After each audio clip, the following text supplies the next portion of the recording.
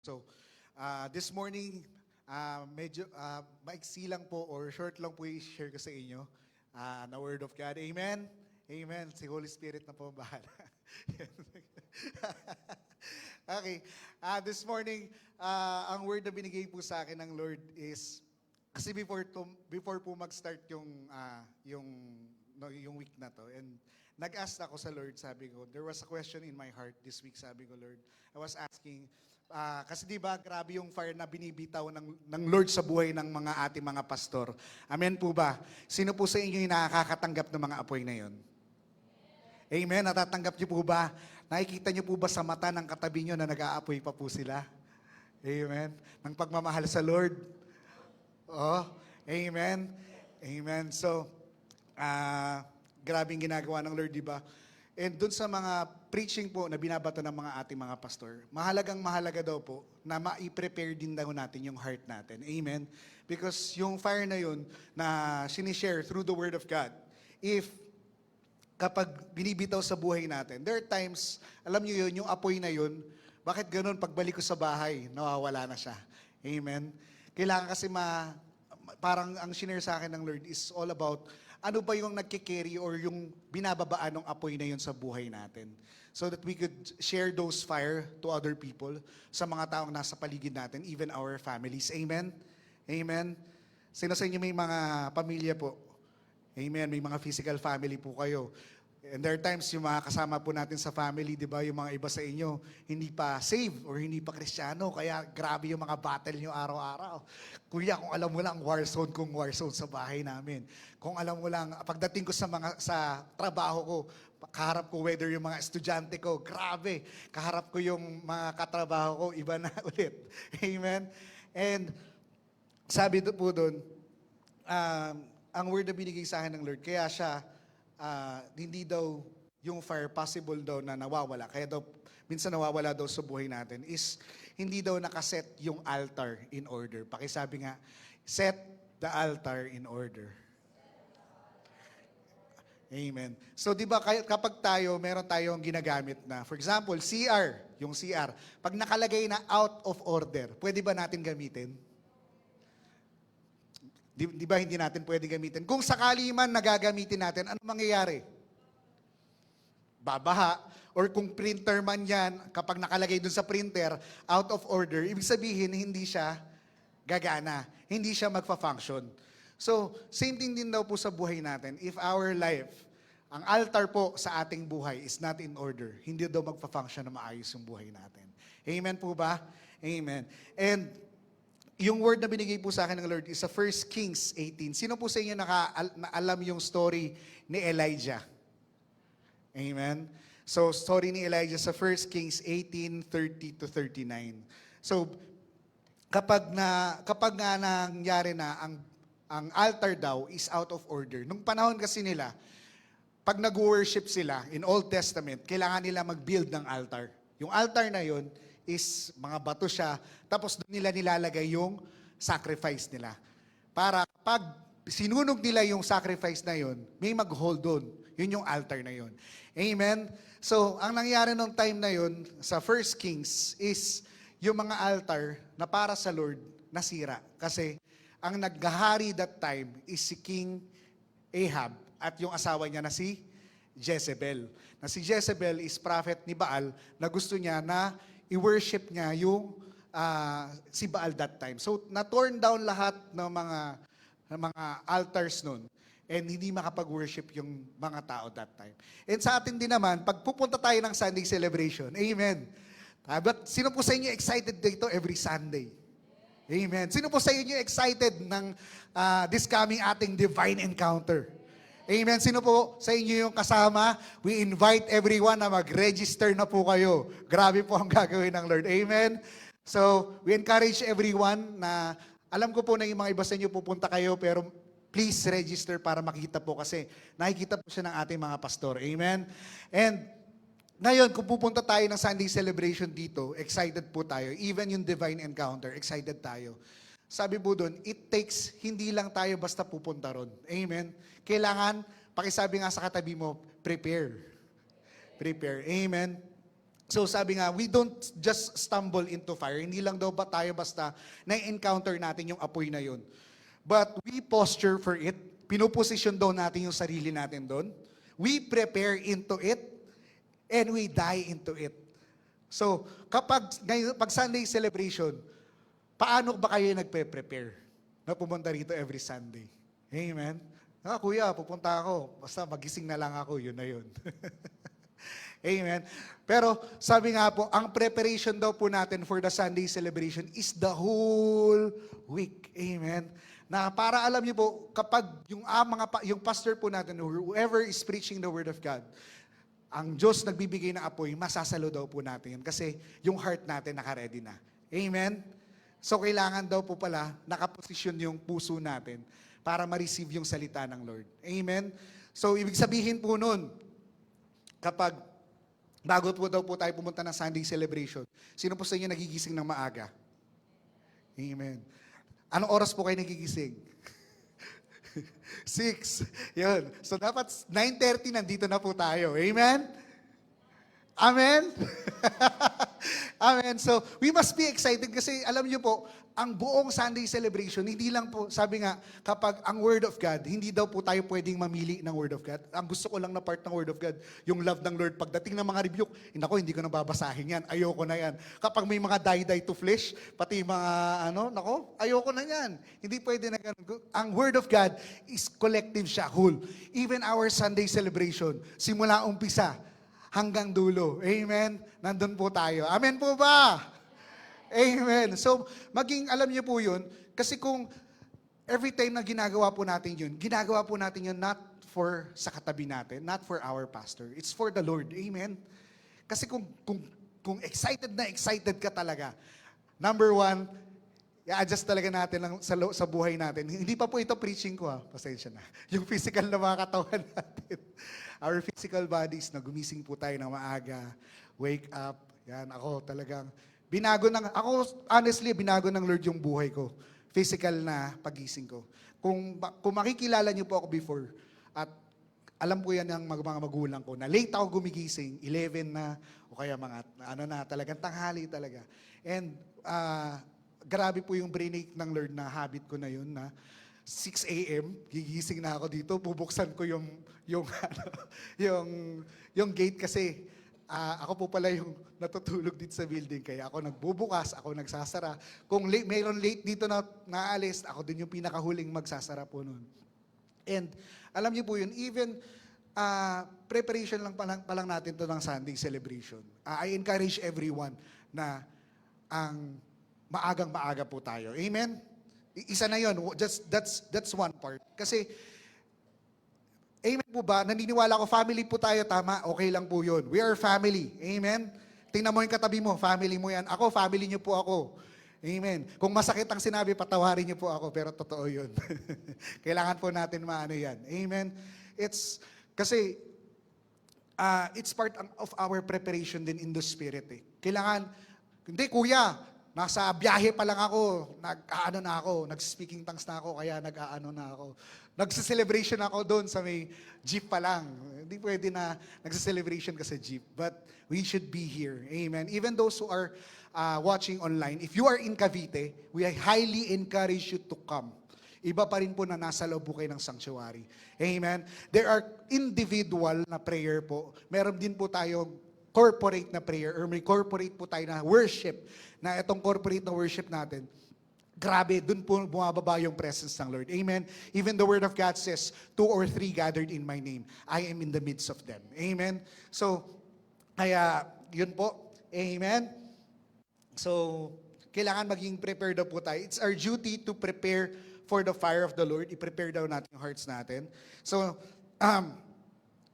ang tanong po dun is, how is the altar of God in our lives? Kamusta naman daw po yung altar ng Lord sa inyong buhay? Amen? Yan. So, altar of the Lord in our lives. Kuya, ano nga ba ibig sabihin ng altar? What is yung altar na yon? Kung mababasa, before po muna tayo mag-proceed, sige po, basahin natin yung 1 Kings. Samahan niyo po ako na basahin natin yung Word of God. Hayaan po natin yung Word ng Lord yung mag-set sa atin. 1 Kings 18:30. Ang storya po nito is yung time na yon sila, prophet ni Baal, parang 1,000 daw sila, versus Elijah na mag-isa lang. Si Elijah that time was mag-isa lang siya. And nung time na yon, habang nag-o-offer yung mga tao, yung mga prophet ni Baal, hindi mo baba yung apoy ng Lord. But what Elijah did, in verse 30, sabi po doon, Elijah said to all the people, come near to me. So all the people came near to him, and he repaired the altar of the Lord that was broken down. And Elijah took 12 stones according to the number of the tribes of sons of Jacob, and to whom the word of the Lord has come, saying, Israel shall be your name. Verse 32, then with the stones he built the altar in the name of the Lord. He made a trench around the altar, large enough to hold 2 seah of seeds. And he put the wood in order, cut the bull in pieces, laid the wood on it, and filled the water pots with water, and pour on it the burnt sacrifice and on the wood. And verse 34, and then he said, do it the second time. And they did at the second time. And he said, do it at the third time. And they did at the third time. So the water ran all around the altar. And he also filled the trench with water. Amen. So nakita po natin doon kung paano nila sinet up yung altar ng Lord. Doon time, nung ire-restore nila ni Elijah. So same thing din daw po sa atin, may mga altar daw po sa buhay natin. So ano nga po ba ibig sabihin ng altar? Altar is the place of sacrifice. Altar is the place of worship, is a place of surrender, is a place of yielding, it's a place of fellowship, it's a place of communion, it's a place of consecration over our lives. Amen? Ang altar daw po sa buhay natin, hindi lang daw po siya lugar or physical na lugar. Kuya, may altar ako sa bahay. Merong ang ano doon parang ganun. Kuya, may altar po kami sa bahay, meron akong room doon. But the altar in our lives is our hearts. Amen? It's an atmosphere that we carry sa buhay natin na meron tayong sinusuko, meron tayong sinusurrender, meron tayong nakikipag-fellowship tayo. Amen? So, ang tanong po doon is ano daw po yung altar na meron daw tayo sa buhay natin. So, ang nangyayari po kasi if our altar is not, kasi nga sabi nga po, di ba, ang altar is a place of sacrifice, a place ng devotion natin or a place of fellowship. Paano kapag yung fellowship natin mas marami sa cellphone pa? So, ang nangyayari, yun daw yung nagiging altar natin. Amen? If there is something that we love, for example, mas marami pa yung time natin ng chismis or chika natin. Yun. So, yun yung nagiging altar sa buhay natin na natatayo. And yun yung nare-replace dun sa altar ng Lord sa buhay natin. Amen po ba? Amen. So, kaya ang tanong po dun, how is the altar of the Lord in your life? Kaya ang nangyayari dun is we are rechecking ano ba yung nagiging fellowship natin? Saan ba tayo nagsuspend most of the time? Amen. So we could not expect na nagsuscroll tayo ng Monday to Friday and pagdating natin ng Sunday, grabe yung fire ng Lord sa buhay natin. Nagtataka tayo bakit hindi ko ma-receive yung apoy, bakit hindi ko mag-gets yung sinasabi ni Pastora, bakit hindi ko ma-receive yung fire ng Lord sa buhay ko. Amen? Amen. So it really starts with our everyday life. Pakisabi nga sa katabi mo, araw-araw sa buhay mo. Amen. So, magsisimula yan sa ating buhay. Amen. Paggising natin sa umaga, sino po sa inyo yung nagde-devotion? Amen. Alam niyo po ba, meron po kami na, kasi sa worship team, nagkakaroon kami ng fasting and prayer. At mahal na mahal po talaga namin itong part na to na fasting and prayer na to. Kasi kailangan namin gumising minsan ng alas 5 ng umaga. Dati gumigising kami ng alas 3 ng umaga. Talagang grabe talaga. Alam mo yan, but your heart is really, nung time na yun, during those times. Pero hindi lang naman to during the prayer and fasting, but it should be every day of our lives. Amen? Yun yung dinedevelop natin isa kasi sa nangyari doon, nung binibuild ni Elijah yung altar, it was made of stones or bato.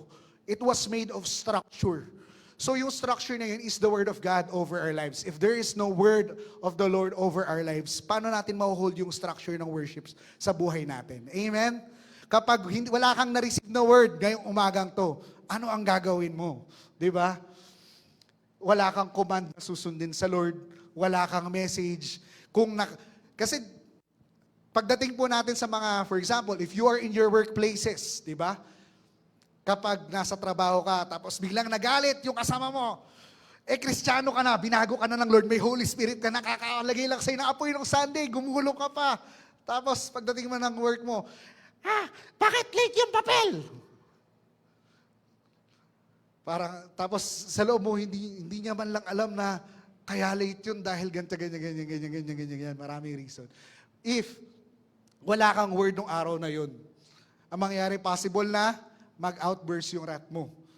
Instead na makapag-worship ka nung araw na yun, wala na. Amen? Because yung Word of God, when we receive the Word of God, possible na sasabihin sa iyo ng Lord doon, anak, sabi doon, Father, forgive them for they do not know what they do. Amen? Amen?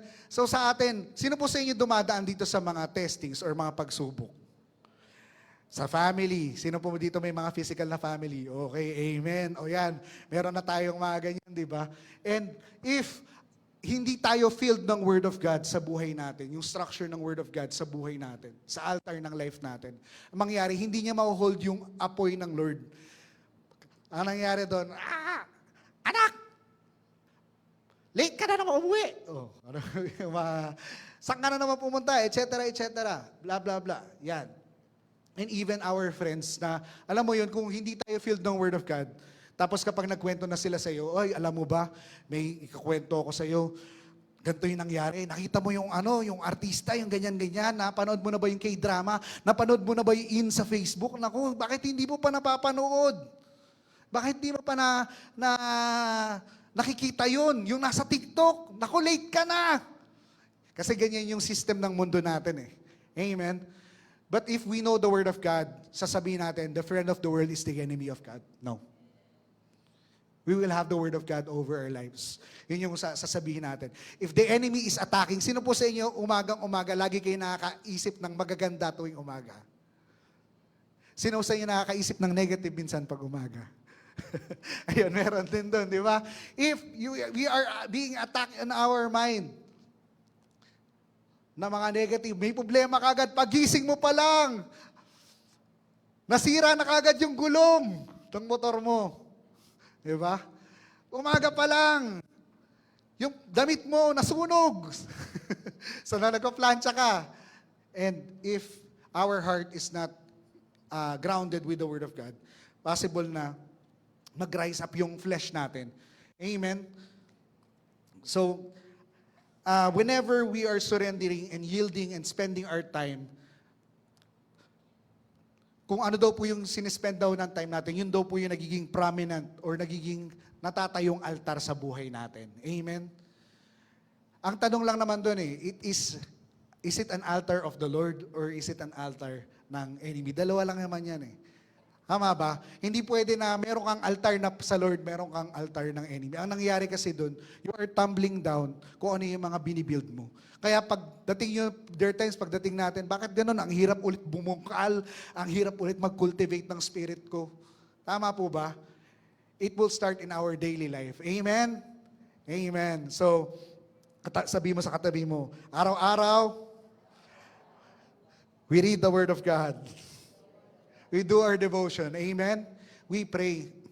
Kung hindi nyo man po siya magawa ng umagang-umaga, you could do it in the evening. Tama po ba? Hindi kasi natin pwedeng sabihin na excuse na, Lord, wala po kasi akong time. Lord, napaka-busy ko po kasi. Lord, kung alam mo lang yung schedule ko mula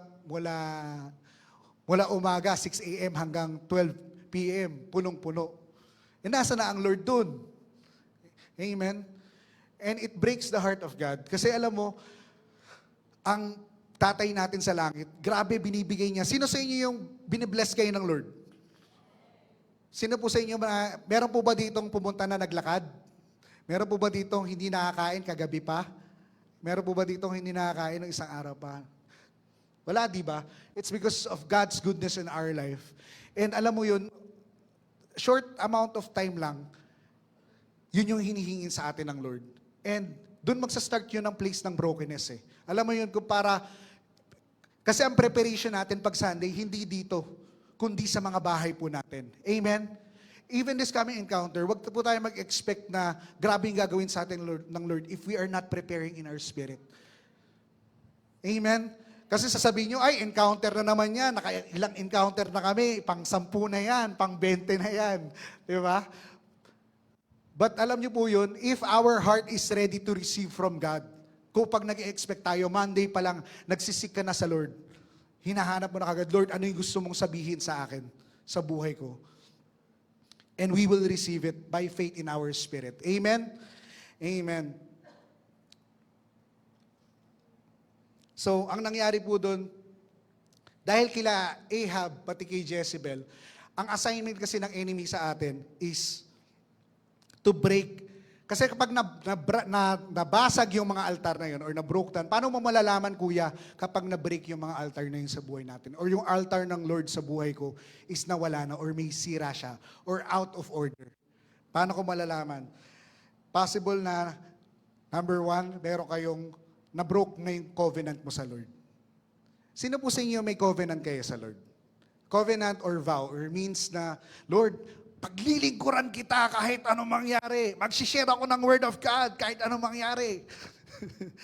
Lord, yung family ko, dadaling ko para sa iyo. Tapos kinabukasan, nakayuko ka na, discouraged ka na. And alam mo yun, because the enemy wants to break yung spiritual na capacity natin or spiritual life natin na mag-advance into the kingdom of God. Amen? Amen. Yung mga heart natin, yung covenant natin, yung mga vows natin before the Lord. Next, nung time na yon is fear. Sino po sa inyo, kapag nakakaranas ka daw ng fear, sa buhay mo ng takot? Si Jezebel kasi that time, pinapatay niya lahat ng prophet. It's against the prophetic anointing, even sa buhay natin.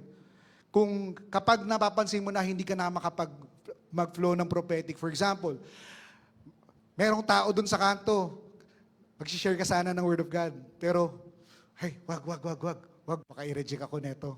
Baka nakakahiya na masharean ko yung kaklasmate ko. Baka mamaya sabihin niya, sobrang banal ko na. Amen? Baka mamaya hindi niya na ako pansinin. Hindi na kami, And alam niyo po yun, it's, the enemy wants us to be discouraged. Malalaman po niyo po kapag na out of order siya, fear, discouragement. You will start to be discouraged. Alam mo yun, discouragement, it means lack of strength. Kuya, di ako makapag-pray. Hindi ako prayer perimeter, amen. For example, prayer perimeters. Ilan lang po umaaten? Ilan tayo dito? Lahat po kayo, dapat we are praying before the Lord, amen. You are all invited in our prayer perimeter. Kuya, wala naman ako ipagpe-pray doon. Sino po sa inyo may family? Pinagpe-pray po namin yun doon. Sino po sa inyo may finances? Pinagpe-pray po namin yan doon. Amen? And alam mo yun, it keeps our heart, yung time na yun, dinidedicate natin yun before the Lord. Amen? Yung mga bagay na yun. In our prayer perimeter, that's Monday to Thursday po. Meron pong umaga kila Ma'am Letty, 4 a.m. Tapos 8 p.m. naman po sa gabi. We highly encourage. Alam nyo, instead na mag-spend kayo ng time sa telenovela, instead na mag-spend kayo ng time na nagsascroll kayo sa cellphone nyo, gather your family. Kuhanin nyo sila. Tara anak, papakinggan natin to, may prayer perimeter. We're gonna pray for our family. Amen? You start to gather your family. Kung hindi kasi natin siya gagawin, through that, binabantayan kasi natin yung apoy ng Lord sa ating pamilya. Amen? Our altar is not only our hearts. Our altar is also in the family. Ano yung atmosphere na nandun sa family nyo? Is it still the fire of the Lord over your family? Amen? Nakares yung responsibility na yon, pakisabi sa akin. Kung hindi mo naman kasama yung family mo dyan, ano yung nakukultivate mo na atmosphere sa inyo? Alam mo yung kahit magkakasama kayo magkakaibigan, start to SRO. Uy, manonood tayo ng video ng SRO. May SRO po kami. Grabe to, yung pastor namin. Saglit lang to. 30 minutes lang to, matatapos na agad. But after this, you will be blessed. You will be encouraged. You will be delivered. You will be healed. Gusto mo bang marinig to? Amen? So, it's true that na ma-encourage natin siya sa ating buhay. And kapag na-tore daw yung altar sa buhay natin, we start na katulad ng mga tao nung sa kila Elijah, they started to compromise. Na alam mo yung parang kahit mali, gagawin na nila. Nawala na yung standard sa buhay nila. We will ask ourselves, do we still have standard in our lives? How is the music that we listen to? How is yung mga bagay na sinuscroll natin? Ano po ba yung laman ng cellphone natin? Ano po ba yung laman ng ating mga isip? Ano po ba yung laman ng mga bagay na yun? Alam mo, it's not about na, grabe naman dyan sa Shiloh, ang higpit-higpit naman. Grabe yan, ganyan. Walang bawal ganito, bawal ganyan. But alam mo yun, sabi nga sa Corinthians, sabi doon, all things are permissible, but not all things are beneficial to me. I am allowed to do all things, pero lahat yun, hindi ko siya i-allow. Kung ano yung nakakapag-grow ng spiritual life ko, yun lang yung i-accept ko. Amen? And it's because you love the Lord. Alam mo yun, kung mahal na mahal mo ang Lord, kung talagang mahal na mahal mo ang Lord, grabe, alam mo yun, ang laman, ang bukang bibig mo is about the Word of God.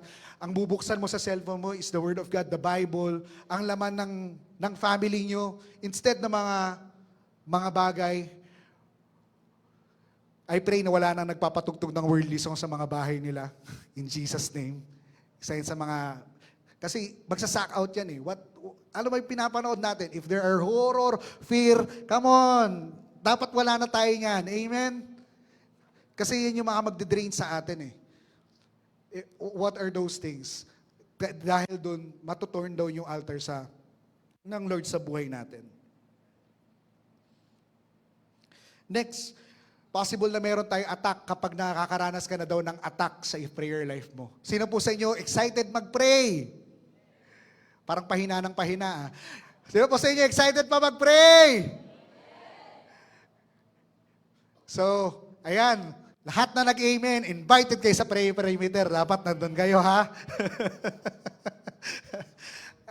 Alam niyo po yun, it's the heart of our pastor. Kung malalaman nyo lang po yung puso ng ating mga pastor, kung grabe, gaano po sila. Pastor Aming, minsan nagre-recording pa yan. Wala pang pahinga, magre-recording pa yan ng SRO, magre-recording pa yan ng advancement. Because our pastor, ang edad nila pang 60 plus na, but they are doing the work of a young people talaga. That's why, tayo po, sino po sa inyo yung mahal na mahal ang Lord? Sino po sa inyo mahal na mahal ang Lord? Mahal din ang ating mga pastor. Amen. Kasama doon na we'll also love our pastor. We support them. Paano natin sila masusuportahan? It's for us na uma-attend tayo ng House of Power. Pag nandun si Pastora, grabe siya. Alam mo yun, yung heart ng pastor natin, kahit ang tao ay 20, 30, 50, yung puso niya pang 1,000. Amen? Amen? Alam niyo yung heart, every time that they are down, na may dina-download sa kanilang Lord. Kaya sabi mo sa katabi mo, dapat nandun ka. Amen? It's part ng spiritual discipline natin yun. Sa buhay natin. Kasi kapag torn down yung altar sa buhay natin, we have an attack in our prayer life, attack in our worship time, attack sa devotion, na hindi ka na nakakapag-devotion, wala na yung first love mo sa Lord, wala na yon. And finally, yun nga, wala na yung pagmamahal mo sa Lord. If the love of God is wala na, nag-fade away na sa buhay mo, it means na kailangan ma-rebuild na yung altar ng Lord sa ating mga buhay. Amen? Kailangan lang natin maging, alam mo yun, i-self-check yung sarili natin. Mag-humble tayo. Hindi yun nagmamayabang tayo na, hindi, kaya ko naman, Lord, kaya ko naman. Lord, pwede naman na kahit hindi. But if may mga bagay sa buhay natin na hindi tama, magsa-start na tayo na lumuhod doon. Magsa-start na tayo na mag-humble. I-humble na natin yung puso natin, yung heart natin before the Lord. Amen? Amen. So sabi nga po doon, we must first acknowledge the condition of the altar of God in our life. What is the status of the altar of God in our life? Is it broken? Is it dirty? Is it out of order? Sabi nga po doon, the fire doesn't fall on dirty altars. Fire doesn't fall on lukewarm sacrifices. Fire falls where there is something prepared, set apart, purified, and surrender. Saka lang ba, may expect natin yung fire ng Lord talaga sa buhay natin na makikita kapag niready natin yung heart natin? It means na isa-set apart natin yung sarili natin before the Lord. It means na magko-consecrate. Sino po sa inyo nag-i-enjoy na mag-fasting? Parang wala na masyado sumasagot. Amen. Kasi hindi naman talaga nakaka-enjoy na mag-fasting kaya. Amen, di ba? Kasi you will skip meal. Tatanggalin yung social media mo. May mga bagay ka na isusurrender sa Lord na nakasanayan mo na ginagawa mo. But that time, you will wake up in the middle of the night, you will wake up in the morning, sobrang aga, to really seek the presence of God. Amen? And those things, na mga bagay na yun, if we are preparing our hearts, grabe yung gagawin ng Lord. So, sabi nga po doon, how do we tear down those evil altars? Kung meron tayong mga habit na nangyari na sa ating family, or may mga bagay na nangyari na sa ating mga buhay. If these are sickness, if these are mga mindset sa buhay natin, how do we tear down those evil altars? Sabi daw po doon, in 2 Corinthians 6 verse 17, na kailangan daw po nating mag-break or mag-cut off. Sa pakisabi nga, cut off. Cut off. Yan. Talagang itigil talaga natin. And then, doon mo lang siya marirestore yung altar sa buhay natin. Ito po ay, may i-share po ako na testimony lang naman po ito. Alam ko na i-share ko na naman po ito before. Sino po sa inyo nung na umibig na kayo? Kailangan din. Okay, so, anyway, meron kasing binigay ang Lord na mga tao talagang mapapangasawa mo na binigay ng Lord para sa'yo. Malalaman mo kung yun, kung mapapalapit ka alo sa presence ng Lord, hindi kaya ilalayo. Amen. And sa akin, in my time na yun,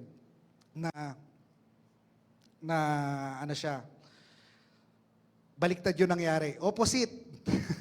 Opposite, lalo kung hindi nakapag-worship dun sa Lord. Lalo kung, kuya, na-experience mo ba na nawala ka rin sa presence ng Lord? Of course, tao po ako. Kahit na tao pa rin po ako. So, nung time na yun, I was out in the presence of the Lord. Hindi na ako nagli-lead ng worship. Hindi ako nagpipreach ng Word of God. Wala talaga. Zero. Talagang lagpak ang spiritual life na ganun. Pak. Ganun. And isa yun sa mga bagay na sabi sa akin ng Lord to tear down, na i-cancel siya. Nung time na yun, sinurrender ko yun sa Lord lahat ng mga bagay na yun. But still, nakakaranas pa rin ako na vinivisit ako sa dreams. Nabinivisit ako sa dreams. May mga napapaninipan ko pa rin yung mga tao na yun, etc., etc. Tapos sabi ko nga, yung sa dream na yun, ang nangyayari, dumating yung tao na yun, tapos nandyan din si Pastora. Sabi ko, Pastora, hindi ko po yan. Hindi po, ano yan. Sabi ko, bakit ka nandito?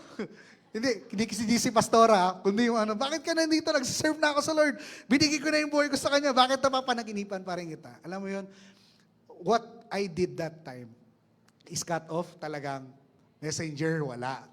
Talagang relationship, wala talaga, etc. And the next thing is fasting and prayer. Malaking bagay yung fasting and prayer.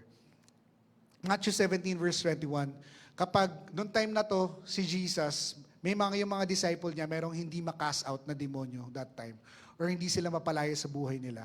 What they did is, sabi ni Jesus, kaya hindi nyo sila ma-cast out dahil it takes fasting and prayer sa buhay natin. Amen? And kung may mga bagay sa buhay natin na nahihirapan tayo na makalaya, be honest. Start to fast and pray. Hindi na tayo sasabihan ng mga pastor natin. We are matured enough. Pakisabi nga, pakitapik nga yung balikat mo. Tapik. Lakasan ng tapik. Lakasan ng tapik. Isa pa, lakas. Sabi mo, hey, gising! Gising ka! Spirit, gising ang spirit. Amen. We tap ourselves. Na tayo na mismo yung mag-i-initiate na isik ang Lord. Lord, ayoko na neto mga bagay na to sa buhay ko. Hindi ko marireceive yung fire ng Lord. Kasi Pastor John is talking about na meron daw tayong counterpart natin o talagang nakikita ng Lord sa atin. Yung nakikita mo daw sa salamin mo, sa salamin araw-araw, is kung paano mo daw yung nakikita sa sarili mo. Kung paano mo nakikita yung sarili mo. Amen. Pero hindi daw yan yung nakikita ng Diyos sa buhay mo. Amen. Meron pang iba, grabe. Yun yung will ng Lord, yung counterpart mo into your life. And it really takes na yung altar po natin, yung apoy. Kasi kapag bumaba po yung apoy ng Lord sa buhay natin, na-receive natin yung fire ng Lord sa buhay natin. Grabe, makikita mo yung katabi mo. Tingnan mo yung katabi mo. Tingnan mo ulit. Magbubukas na yun ng mga SRO. Amen. Amen. And kung hindi pa kayo part ng SRO, yan, we highly encourage everyone to be part of the SRO. Approach po kayo ng inyong mga network leaders. Amen. Kasi we want you na ang heart ng pastors natin nandun sa SRO. We must all be involved in it. Amen. Sino po sa inyo yung willing? Ako, kuya, gusto ko po maging part ng SRO. Amen. Taas ng kamay. Amen. Amen. So, kikilos talaga mga network leaders. Kilos na. Amen. So, and yun, we will really cut off from those things para matanggal natin yung mga evil altars na yun. Whether those are lust, whether those are compromises sa buhay natin. Start na i-cut off siya. I-delete yung app. Naalala ko nga kasi meron silang, sige sabihin ko na. Merong pasyente, ito na lang, tago natin yung pangalan. May isang pasyente na kailangan niyang matulog paggabi. Kaso hindi siya makatulog paggabi dahil hawak niya yung cellphone niya. Sabi ng nurse, tanggalin niyo yung cellphone para makatulog yan. So amen, if kung nahihirapan daw tayong ma-break yung mga bagay na yun, kailangan physically ganun daw gawin natin. Itago ang cellphone. Ilagay doon sa para ma-set yung attention natin before the Lord. Amen? It will start on the physical na ganun, but kung talagang determined ka talaga, God, kasi alam naman ng Lord kapag seryoso tayo. Tama po ba? Alam ng Lord if our hearts, kung seryoso ka na, Lord, gusto kong maayos yung altar ng Lord sa buhay ko. Kailangan ko i-break yung mga bagay na yun. And God will help you. Yung mga temptation na yun, God will help you in those temptations na mangyayari sa iyo. God's gonna give you the word. God's gonna give you yung spirit ng Lord para ma-overcome yun. Amen? Amen. And sabi nga po dito, how do we rebuild the altar of God in our lives? Amen? Paano nga ba natin mabubuo yung altar ulit ng Lord sa buhay natin?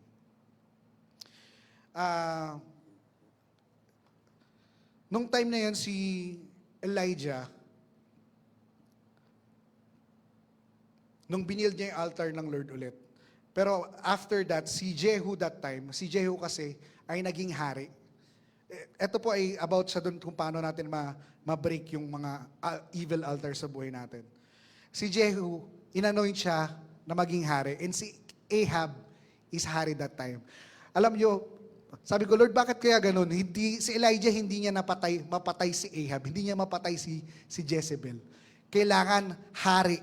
God has to anoint king si Jehu that time to kill Ahab and si Jezebel that time. Ibig sabihin, kailangan daw umangat yung authority ng Lord sa buhay natin in order na ma-break natin yung mga altars na yun. Amen?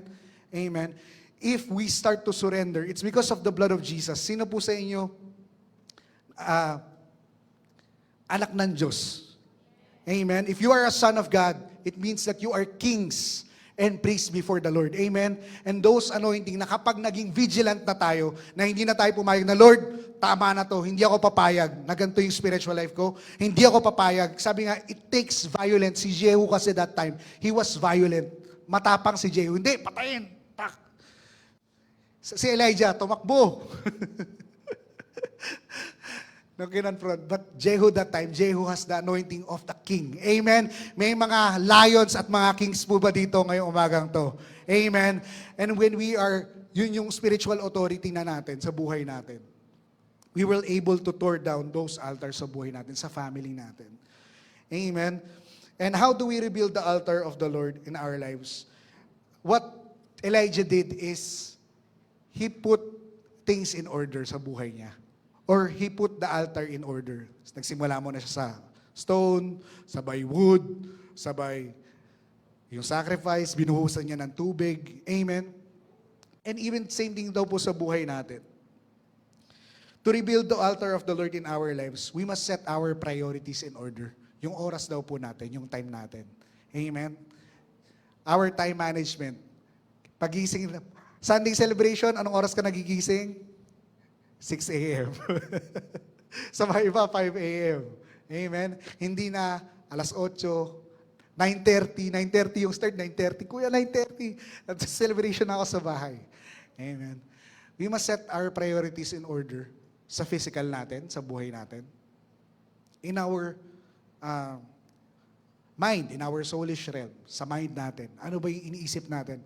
Ano ba yung laman ng isip natin pag pumupunta tayo ng Sunday celebration? Or ano ba yung laman ng isip natin for the whole week? It should be the Lord over our lives. It should be the Word of God sa ating buhay. Amen? Ang priority natin sa family natin, kailangan mabalik ulit yung prayer sa ating family. Mabalik ulit yung SRO sa atin. Amen? Amen. And we must put our life in order before God, before the fire of the Lord comes down. Kailangan maiset daw natin, maiayos talaga. Sino sa inyo na masaya, naranasan nyo na po bang mag-ayos kayo ng bahay? Madali. Mahirap. Kasi pag nag-aayos ka, ang gagawin mo, di ba? Buhat ka ng kung ano yung sopa nyo doon, sasabihin ng nanay mo, hindi, dito yan. Hindi, ganyan yan. And when we are cleaning or when we are arranging our lives, napakahirap, napakasakit.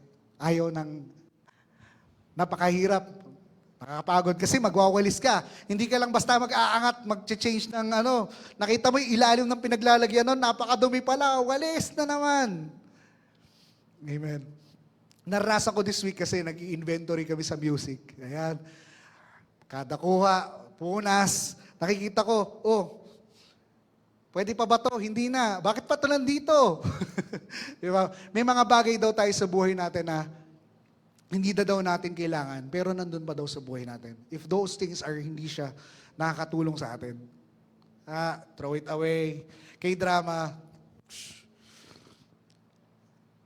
mga bagay sa buhay natin, games. Amen?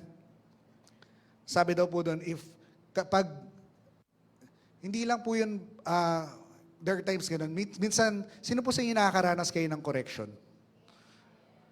From our leaders, sa mga tao na nasa katabi mo. Amen? Sabi nga, yan, gagamitin yan ng Lord. Mamahalin at mamahalin mo yan. Makokorek at makokorek ka niyan. And we just need to humble ourselves na kapag kinokorek tayo, whether ng ating mga pastor, whether ng ating parents natin, magulang natin, sa mga young people. Amen. We must be, makokorek pa rin tayo na magulang natin. Ano yan, mama? Okay na, ganyan. But still, mag-submit tayo. I-honor natin sila. Amen. Our parents. Even our spiritual leaders. There are times may mga bagay sila na ikinokorek. Yan. Praise the Lord sa buhay ng mga ating mga leaders. Amen. Naranasan ko siya this week din na may mga bagay na inaayos talaga kami. Yung conference, yung ganyan. Kasi yung dates, nagbago na naman. Ako, hindi ko alam ko tuloy kung magme-message ako o hindi. Kasi yung kausap ko doon, may kausap ako dito, tapos may banibago na naman ulit nakakausapin. But alam niyo po, buti na lang nandyan sila Ma'am Leti, sila Pastora. Sabi ni Ma'am Leti sa akin, ano sabi sa ni Pastora? Sundin mo, obey. Ayun. And in the end, talaga kahit na, alam mo yung, there are times kasi kung marami kang mga bagay na questions, Lord, bakit ko ba gagawin to? Parang sa thinking mo, sa logic mo, di ba dapat eto muna ang prioritize ko or dapat hindi yun? But alam mo yun, when we obey the Lord, nagkakaroon ng bunga siya. Alam mo yun, iniisip ko kasi that time, kapag kinontak ko yung contact ng ibang pastor, hindi magre-reply sa akin. Kasi contact yun nung ibang pastor. Pero nung kinontak ko siya, nag-reply agad ng sobrang bilis. Sabi ko, ay, thinking ko lang pala yun. Mindset ko lang pala siya na hindi siya magre-reply sa akin. And it takes those correction sa mga buhay natin na mapadali. There are times kaya tayo bumabagal. Kaya tayo paikot-ikot kasi hindi tayo nakikinig. Simple lang. Amen. Whether it's the word of the Lord over our lives, whether it's our pastors. Amen. Kuya, paikot-ikot na lang. Bakit? Kasi hindi tayo nakikinig. Yun lang naman yun. And sabi nga po, we must set our priorities in order. Our preparation is part of our worship before the Lord. Fasting, prayer in the secret, removing distractions, yung mga media, dying on our flesh sa buhay natin. And sabi nga po dun sa 1 Kings ulit, 1 Kings 18:30, nagsimula si Elijah doon na kung paano na-restore yung altar ng Lord sa buhay niya is to come near. Sabi niya, ginather niya yung mga tao, come near to me. And even sa atin po, it will all start ng decision natin na babalik tayo sa Lord. It will start our decision na i-assess natin sarili natin and come before the Lord. With our hearts, come before the Lord na yung puso natin. We repent, we humble before the Lord, na hindi tayo magmamalaki sa Kanya. Lord, alam ko na yan. Lord, naulit na yan. And we set our priorities in order. And last is naging filled.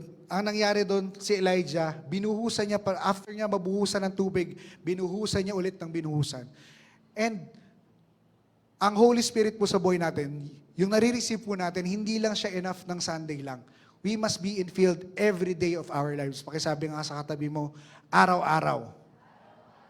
Araw-araw. Kaya kailangan araw-araw maririnig natin yung katabi mo na mag-worship pa rin sa Lord, ha? Amen. Araw-araw maririnig. Sabi mo, araw-araw, maririnig mo ako na mag-worship sa Lord. Araw-araw, maririnig mo ako na magpe-pray. Araw-araw, maririnig mo ako na binubuksan ng Word of God at nagbabasa. Amen. And it's through our daily, si Elijah, 3 times. Sabi niya, isa pa, until na ma-feel, until na maging ready yung heart ng mga tao. That's the time na nag-pray na si Elijah, na bumaba yung apoy ng Lord. The fire of the Lord came down on the life of hindi pala sa mga tao, bumaba pala doon sa sacrifice. Bumaba po doon sa sacrifice. And sa buhay po natin, doon po natin fully marireceive yung fire ng Lord sa heart natin. How do we prepare ourselves pag Sunday? How do we prepare ourselves this coming divine encounter? Our worship, sabi ko nga, na-share ko po ito noong last time, our worship starts not on Sunday, but on Monday. Yung preparation ng whole worship natin before the Lord.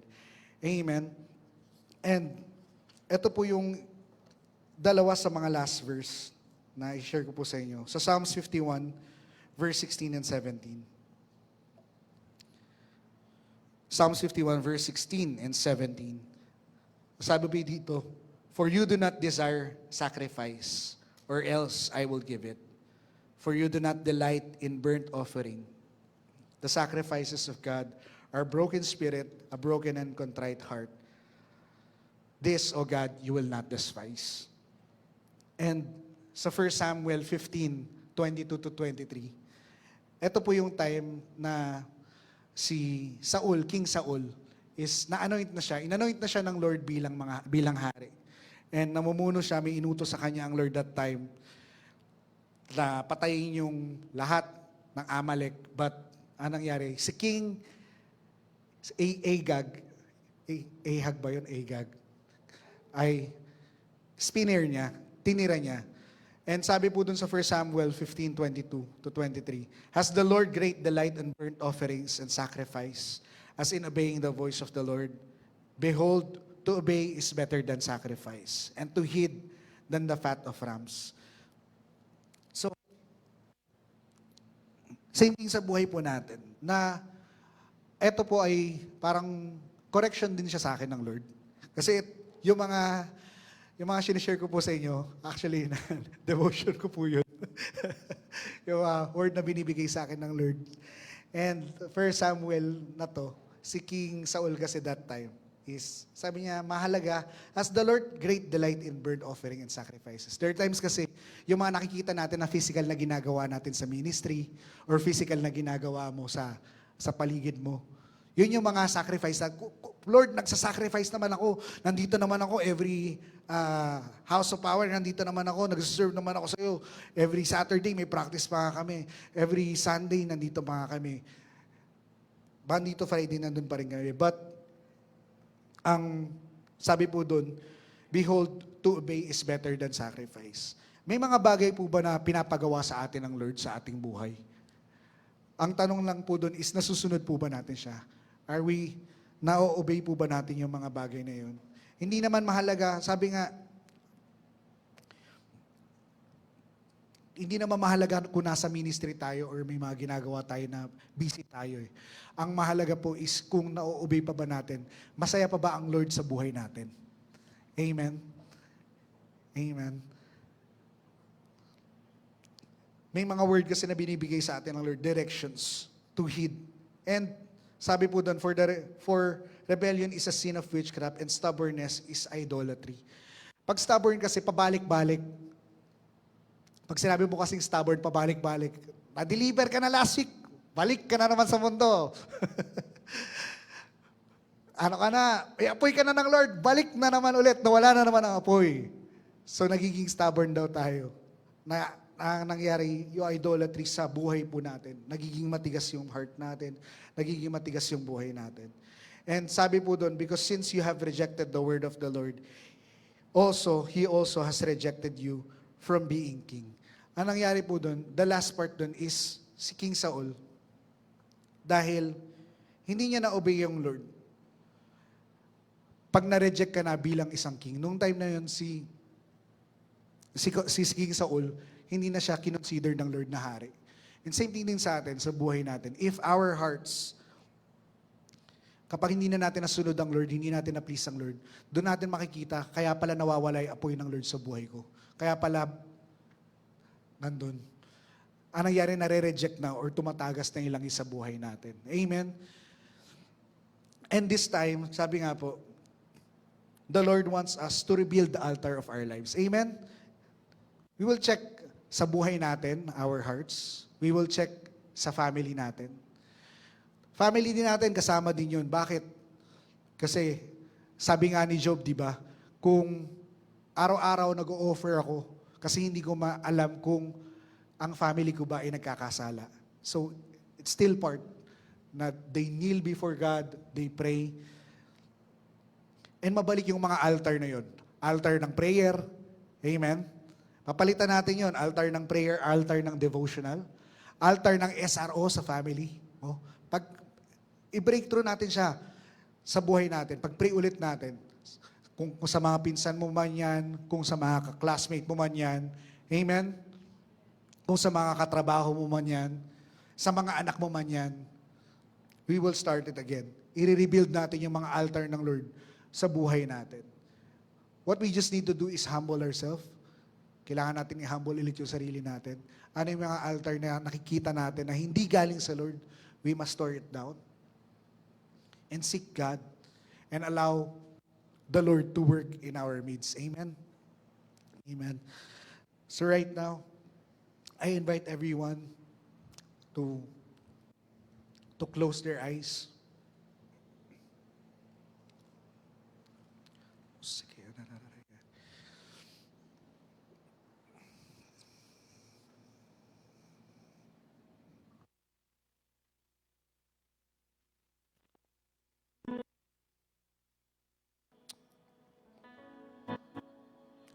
Even this morning,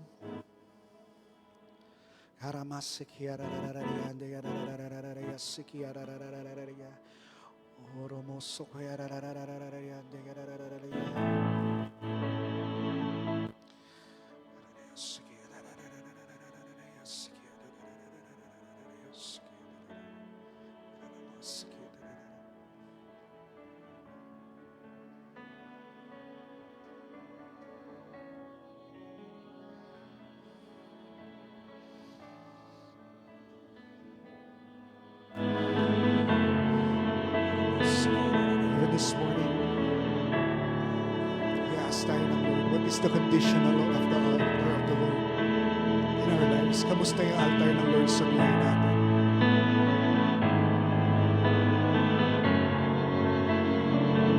We will allow the Lord to search our hearts, search our minds.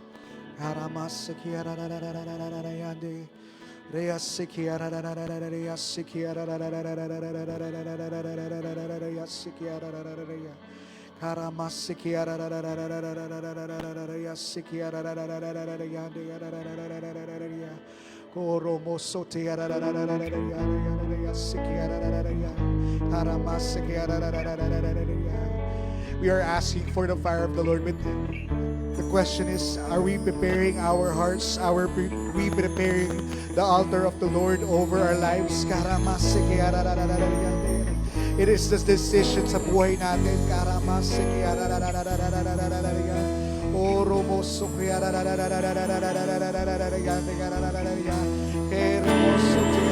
will start to see and acknowledge may mga bagay pa na umaagaw sa altar ng Lord sa buhay natin.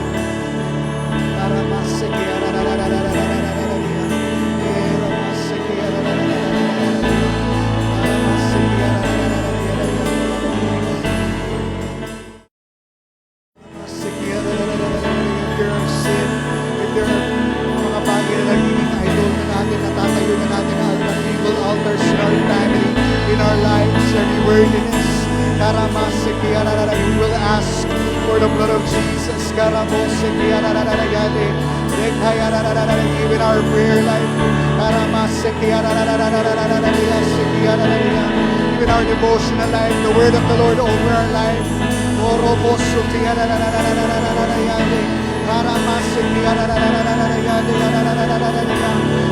Lord, Father, God, we come before you, God.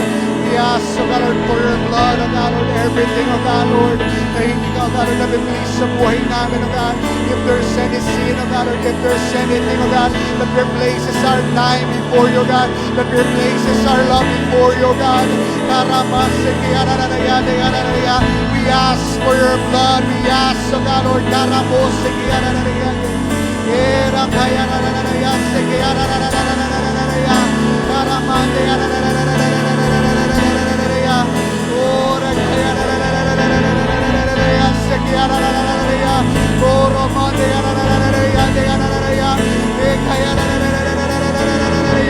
could not hold our fire, the fire of the Lord in our lives.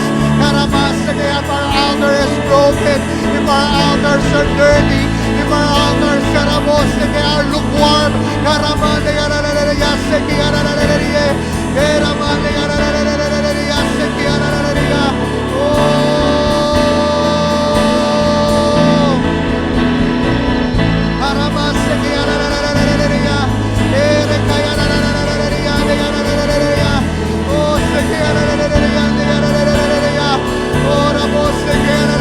we ask, oh God, we know, oh God, Lord,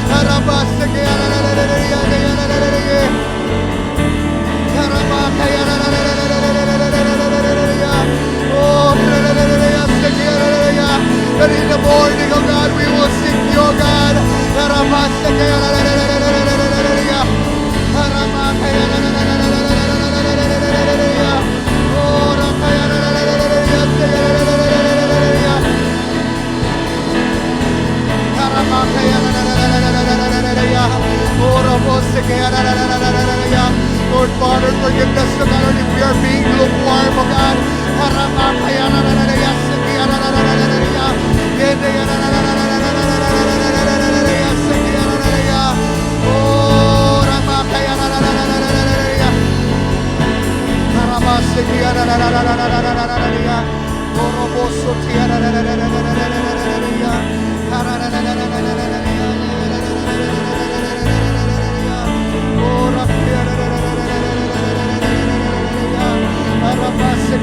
The real worship is the condition of our heart. Our real altar is the condition of our hearts.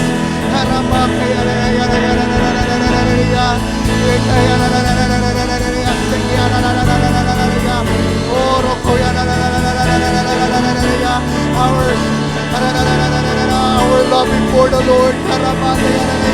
Siya pa ba'y naiisip natin ng umaga?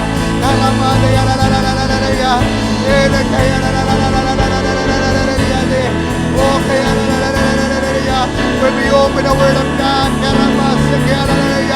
the night time,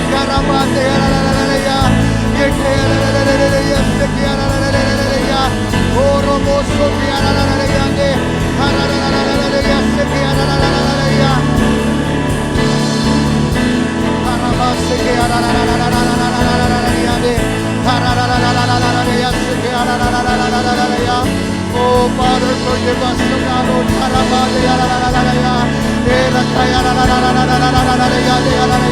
If there are compromises, O God, Lord, oh God, cleanse us, O God, Lord. Send your fire, God. Purify us, O God. Our mind, O God, Lord.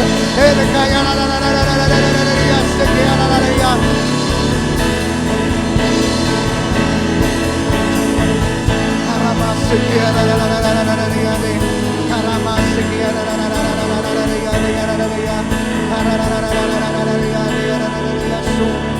right now, I invite everyone to stand.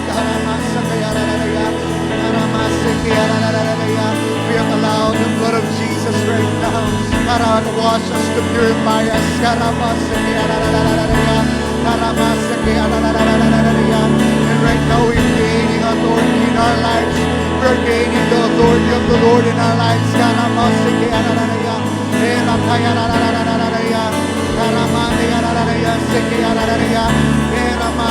And right now, alam mo kung ano yung assignment ng enemy sa family nyo.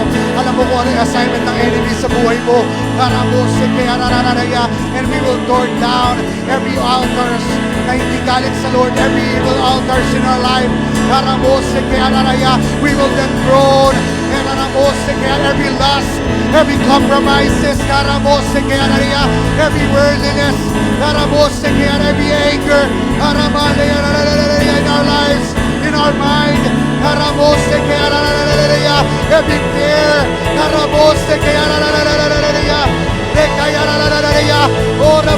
ikaw mismo, yung magsosurrender nun sa Lord, ikaw mismo yung magpamalayas nun, ikaw mismo yung mag-break,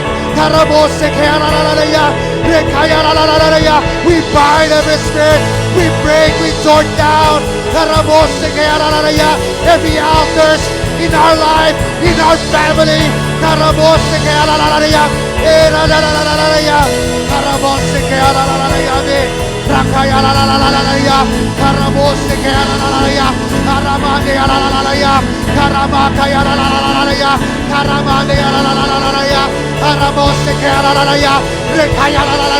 our life will be on fire for the Lord. We break every worldliness, we break every lust, we break every idolatry, we break every discouragement,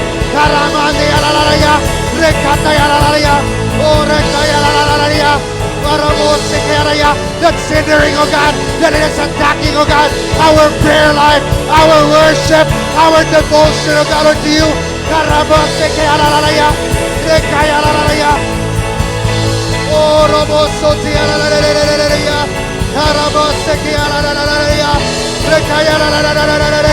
Every burden, every yoke of the enemy, fire of the Lord,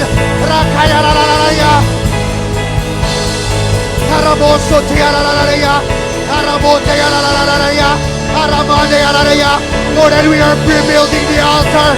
We are rebuilding the altar of the Lord. We are prioritizing. We are making Jesus first. In the morning, oh God.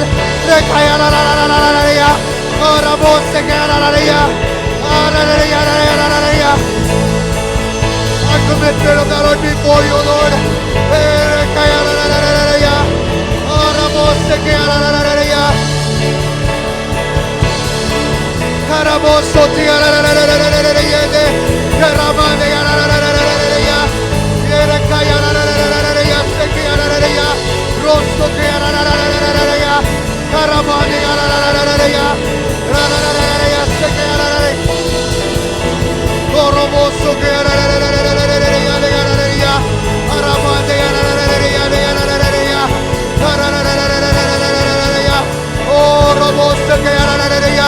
In our family, the altar of the Lord in our family, the altar of the Lord in our family. Our prayer will be restored. That we will gather our family, your sons, your daughters, and listen to the word of God. That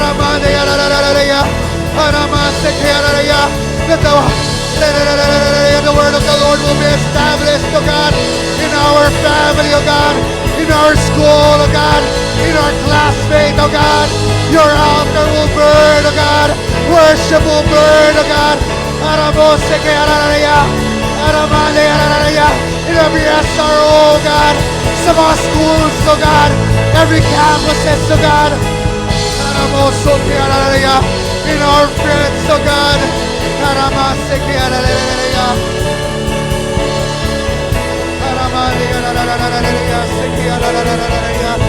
Oh,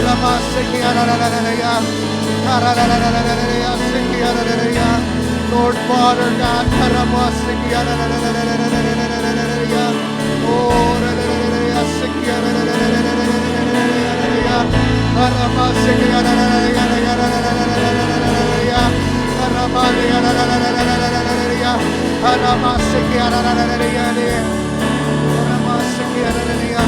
Lord Father, we thank you this morning, God, Lord, starting this day, God, Lord, we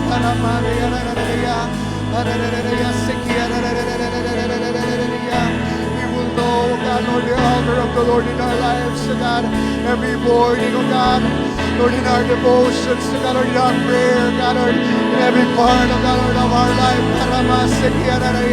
you will be enthroned, Jesus. You will be enthroned, oh God.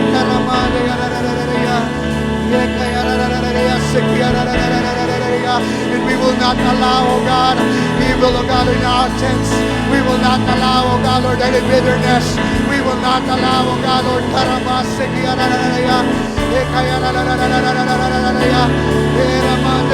to torn down our prayer altars, God, our altar before you, God. Lord, we thank you, God. We thank you, God. We thank you, Holy Spirit. We thank you for your blood, Jesus. We give you praise. We give you praise.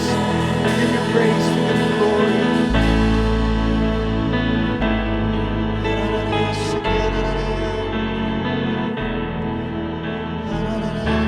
We can we worship the Lord as we sing again this song.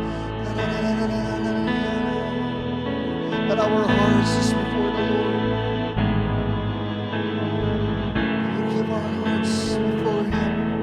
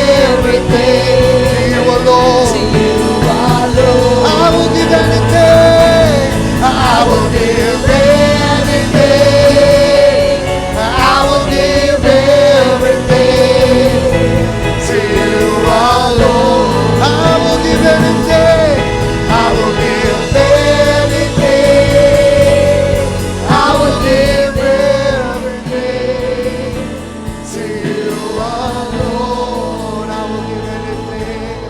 I will give anything. I will give everything To you alone.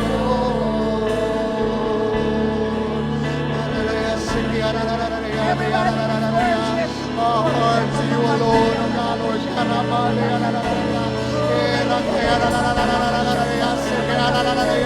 Every day, O God, Lord, every morning, O God, that we will surrender our flesh to you, God.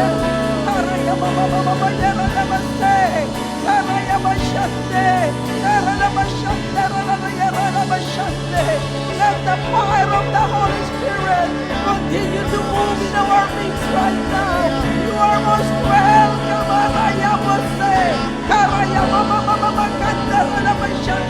We receive the fire of the Holy Spirit. That will continue to walk us. We bless you. We bless you, Jesus. Thank you so much, Lord. Thank you, As we receive the fire of the Holy Spirit, let's continue to pray for our family right now. Whatever needs you have in your family, start praying for your family now.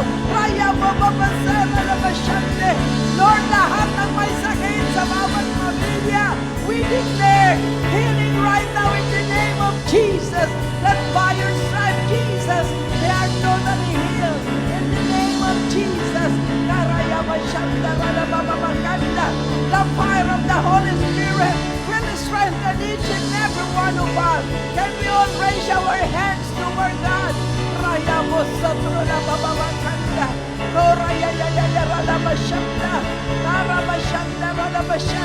The fire of the Holy Spirit will set us free right now. Thank you so much. Thank you, Holy Spirit. We just want to honor you, God. We just want to honor you and bless you this morning, oh God. Thank you, Holy Spirit. Thank you so much. Amen, Lord. Amen. Amen. Palakpakan po natin ang Diyos. Hallelujah. As tingin mo kay sa akin, as we carry the fire of God, kapag ang fire po ni Holy Ghost nasa atin, hindi ka mapapakali. Lahat ng prayer request mo, tutugunin ng Diyos. Amen. Yung po yung inayos yung altar ng Panginoon. For almost 6 years, we have this prayer perimeter. A lot of answered prayer because the fire of the Holy Spirit dinadala sa ating tahanan. Kagaya sa ating SRO. Amen. Dalahin natin ang fire na to. Naniniwala po ako na kapag on fire tayo, hindi ka talaga mapapakali. You wanna dance, you wanna shout, kasi alam mo na ang prayer mo ay tinugunan ng Diyos. Amen. Wala pa po akong nakita. Mag-start kami na panalangin na the altar of God nasa tahanan. Ang dami-daming answered prayer. Amen. So balik po tayo. Andun na yung fire ni Holy Spirit ngayon. Amen. Amen. Are you blessed this morning? Amen. Palakpakan nga po muna natin. Pa-shout naman po. Thank you very much. Immortality. Immortality. Death impossible. We say divine health. Sickness impossible. Sickness impossible. Impossible. Divine protection. Divine protection. Destruction impossible. Destruction impossible. Divine provision. Divine provision. Poverty impossible. Poverty impossible. Divine direction. Divine direction. Mistakes impossible. Mistakes impossible. Incorruptible. Incorruptible. Grave impossible. Grave impossible. Holy communion. Holy communion. All sickness and viruses impossible. All sickness and viruses impossible. We say amen 7 times. Amen. Amen. Amen. Amen.